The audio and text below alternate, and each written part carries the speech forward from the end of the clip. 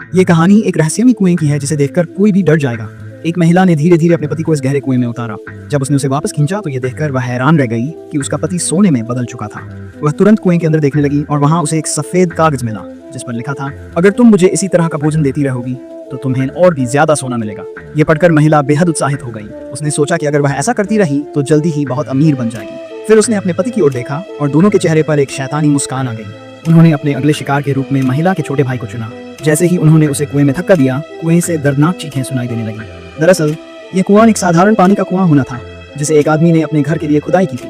लेकिन जैसे जैसे उसने खुदाई की, कुछ अजीब घटनाएं होने लगी। एक दिन अचानक रस्सी बहुत तेजी से नीचे जाने लगी जिससे वह कुएं में गिरने वाला था। सौभाग्य से उसकी पत्नी और बहन ने उसे समय रहते पकड़ लिया और ऊपर खींच लिया।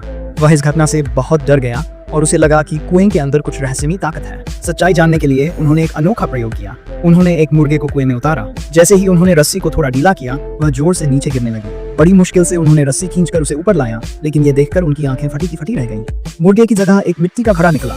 जब उन्होंने घड़ा खोला तो उसमें चमचमाता सोना भरा हुआ था। अब सवाल यह है, क्या तुम इस कुएं को वरदान मानोगे या भयावह श्राप? नीचे कमेंट करके बताओ।